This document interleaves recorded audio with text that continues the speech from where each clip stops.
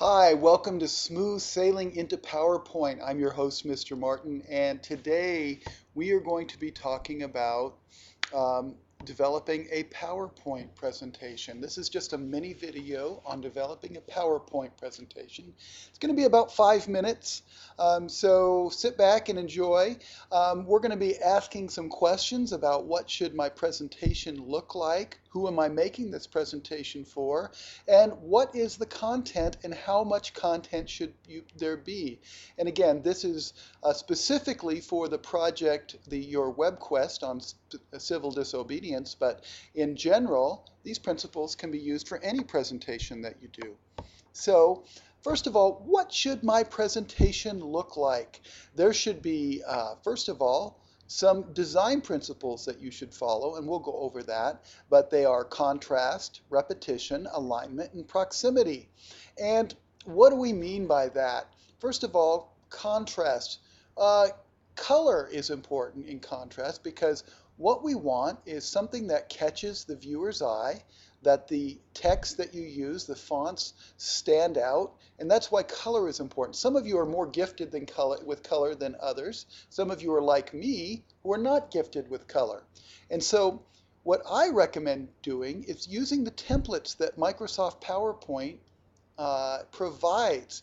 It will walk you through a presentation and put it in a great format for almost all of these features. So if you're color challenged, use the templates. Even if you're not color challenged, you can try using the templates and then changing the color and contrast to suit your particular likes and dislikes.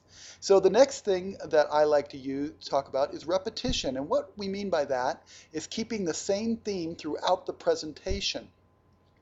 In other words, I have a theme here that has water in the background, a kind of a sailing theme. I wouldn't want to start with a sailing theme and then go to a desert theme and then go to maybe a geometric theme with triangles and then go to a financial thing with math and or numbers and or money and things like that. So again, keep the same theme throughout the presentation. And again, using the templates can help you do this because it will maintain the theme as you go through your presentation. Also, alignment is important. It's nice for a viewer of a presentation to be able to see things. Notice how I have bullet points on each of my main topics, and this makes it easier for the viewer to see the points as well. Again, if you are challenged by this and want to do it easily, use the templates. And finally, proximity. And what we mean by proximity is organizing your material so that like points are together. So when you're talking about civil disobedience and you're talking about possibly one area of civil disobedience into, say, anti-war or anti-spending or something like that, you might not want to switch topics and go to a different area and then come back and then go there and then come back. You might want to organize your material so that like points are together. Again, you're still designing this, so it's up to you, but these are recommendations. Next, we want to answer the question of who I am making this presentation for. Am I making it for other high school students, teachers, or younger students?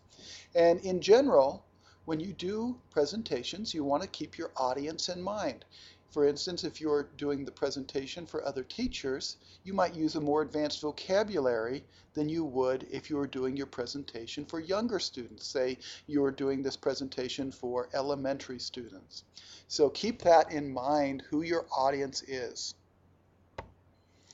Also, when it comes to content, what is my content and how much content should there be? Now, I have it up on the front, less is more, and I'm going to talk about that in a little bit, but what you don't want to do is overwhelm your audience with too much content in your slideshow. And we'll get more onto that when we talk about the rule of thumb of slides. But notice how I have lots of white space in here and I just have everything highlighted. My important points should be listed. And remember, a picture says 1,000 words. So do use graphics. Use graphics that can create an emotion for what you're trying to come across, pictures and things like that. But as far as a rule of thumb, probably 15 slides is about what the audience will stay awake for or be interested in. After that, anything too long and you're going to lose the audience. Anything too short and you might not have enough content to cover your material.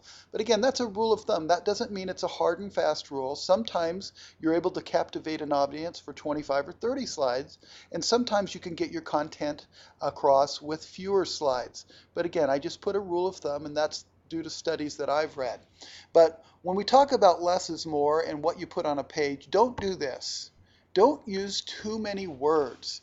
If you notice that I've just written a whole bunch of things. City Council member Yanis Rodriguez promised that acts of civil disobedience would continue every Monday until Arizona's immigration law was overturned and capped. That's one of our current news themes. So as you look at that, what you don't want to do is read long bits of text and that the audience would already read. Make references to those so they could read them on their own. You want to do highlights. So again, and the final thing that you want to do is tie it all together with a conclusion. Basically, letting your audience know what you've covered, conclude it, and notice how I came back to my theme of sailing with a picture of sailing when I am tying it all together. So with that, I want to thank you for that. Enjoy your video project.